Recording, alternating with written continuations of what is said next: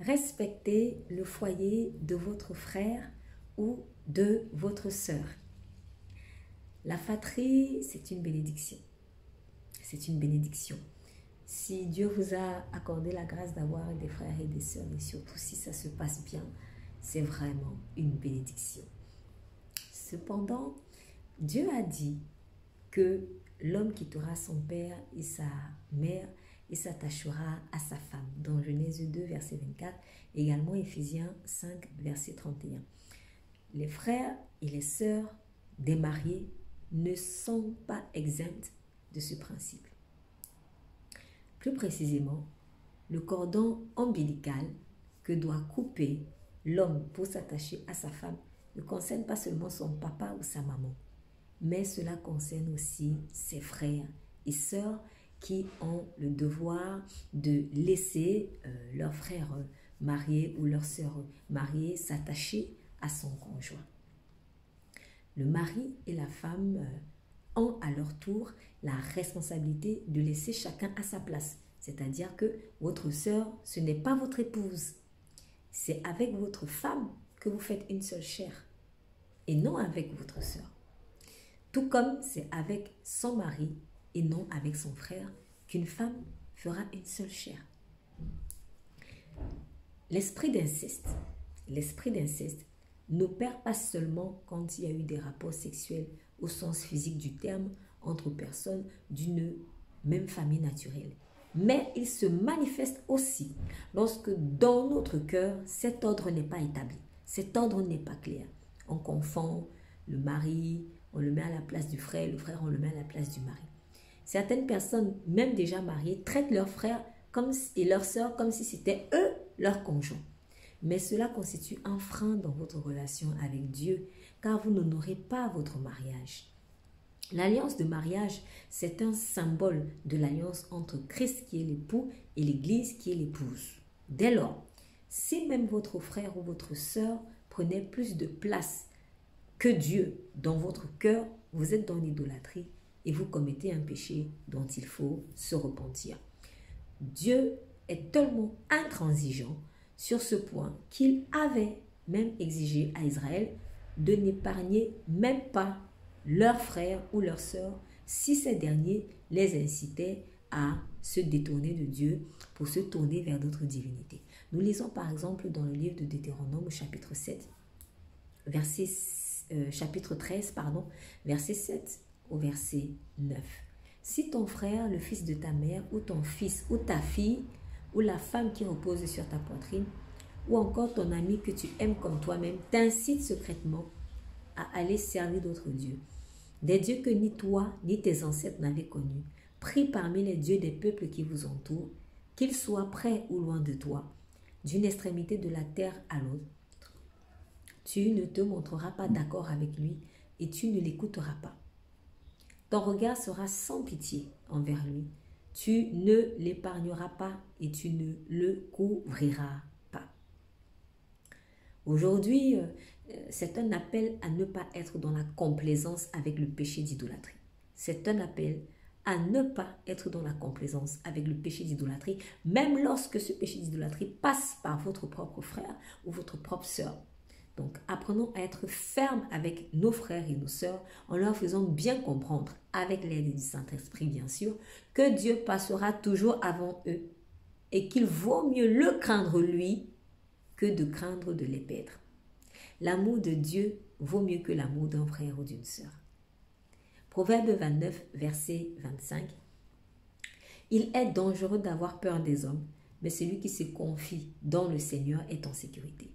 Il est dangereux d'avoir peur des hommes, mais celui qui se confie dans le Seigneur est en sécurité. Acte 5, verset 29. Pierre et les apôtres répondirent, il faut obéir à Dieu plutôt qu'aux hommes. Galates 1, verset 10. Et maintenant, est-ce la faveur des hommes que je désire ou celle de Dieu? Est-ce que je cherche à plaire aux hommes? Si je plaisais encore aux hommes, je ne serais pas serviteur de Christ.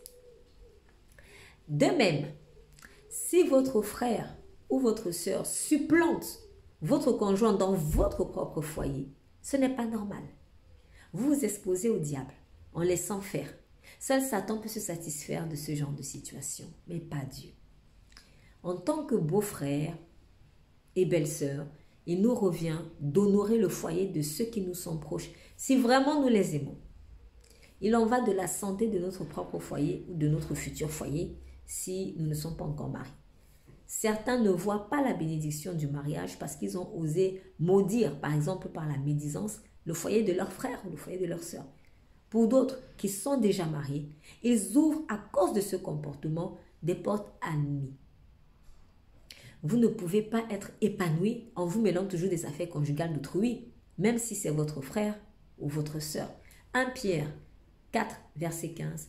Que nul de vous, en effet, ne souffre comme meurtrier, voleur ou malfaiteur ou comme s'ingérant dans les affaires d'autrui.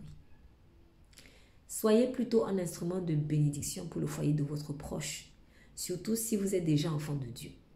Beaux-frères, belles-sœurs, encouragez vos frères et sœurs à prendre leurs responsabilités dans la crainte de Dieu et ne prenez pas à leur place leurs responsabilités comme s'ils n'étaient que des enfants à vos yeux. Car ce sont des choses dont nous répondrons assurément devant Dieu et ce ne sont pas des choses qui le glorifient. Marie, qui est la sœur de Moïse, nous en a donné l'exemple. Nous lisons dans le livre de Nombres, chapitre 12, versets 1 à 15. Marie et Aaron parlèrent contre Moïse au sujet de la femme éthiopienne qu'il avait prise. Car il avait pris une femme éthiopienne. Ils dirent, est-ce seulement par Moïse que l'Éternel parle? N'est-ce pas aussi par nous qu'il parle? Et l'Éternel l'entendit. Or, Moïse était un homme fort patient, plus qu'aucun homme sur la face de la terre. Soudain, l'Éternel dit à Moïse, à Aaron et à Marie, allez, vous trois, à la tente d'assignation. Et ils y allèrent tous les trois. Et l'Éternel dit à Moïse, à Aaron et à Marie, allez, vous trois, à la tente d'assignation, je me répète. Ils y allaient tous les trois. L'Éternel descendit dans la colonne de nuée et il se tint à l'entrée de la tente. Il appela Aaron et Marie qui s'avancèrent tous les deux. Et il dit, écoutez bien mes paroles. Lorsqu'il y aura parmi vous un prophète, c'est dans une vision que moi, l'Éternel, je me révélerai à lui. C'est dans un songe que je lui parlerai. Il n'en est pas ainsi de mon serviteur Moïse. Il est fidèle dans toute ma maison.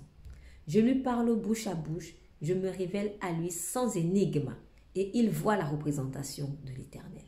Pourquoi donc n'avez-vous pas craint de parler contre mon serviteur, contre Moïse? La colère de l'Éternel s'enflamma contre eux, et il s'en alla. La nuée se retira de dessus la tente, et voici Marie était frappée d'une lèpre, blanche comme la neige. Aaron se tourna vers Marie, et voici, elle avait la lèpre.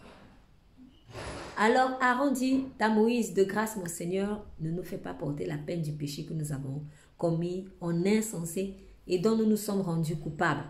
Oh, qu'elle ne soit pas comme l'enfant mort-né dont la chair est à moitié consumée quand il sort du sein de sa mère. Moïse cria à l'Éternel en disant, oh Dieu, je te prie, guéris-la. Et l'Éternel dit à Moïse, si son père lui avait craché au visage, ne serait-elle pas pendant 7 jours un objet de honte? Qu'elle soit enfermée 7 jours en dehors du camp, après quoi elle y sera reçue. Marie fut enfermée 7 jours en dehors du camp, et le peuple ne partit point jusqu'à ce que Marie y fût rentrée. Amen. Donc Marie, la sœur de Moïse, avait parlé contre son frère à cause de sa belle-sœur, mais c'était assurément l'effet de la jalousie qu'elle éprouvait vis-à-vis de son frère. Nous reprenons sur ce point le commentaire de Matthieu Henry. Je cite, « La fière Israélite méprisait cette étrangère à la peau noire. Le reproche que Marie adressait à Moïse était sans doute un effet de la jalousie qu'elle éprouvait, ainsi qu'Aaron de la position supérieure de leur frère cadet. Voilà donc Moïse qui, accablé déjà par les soucis que lui causait le peuple, au lieu de trouver du secours dans sa famille, il rencontre de nouveaux sujets de peine. » Effectivement, un bon nombre de critiques de beaux-frères et de belles-sœurs qu'ils peuvent émettre au sujet du conjoint de leur frère ou de leur sœur ne sont que le fruit de jalousie inavouée, de tensions nourries parfois depuis la jeune enfance et qui n'ont jamais été réglées. Le conjoint Du coup, malgré lui, il ne vient que réveiller des sujets d'amertume qui ont toujours été camouflés jusqu'ici. Cependant, ce n'est pas en s'attaquant au mari ou à la femme de nos frères ou de nos sœurs que nous serons consolés. C'est en exposant sincèrement nos véritables sentiments au Saint-Esprit. Lui seul peut guérir les blessures du cœur. Psaume 15, versets 1 à 2.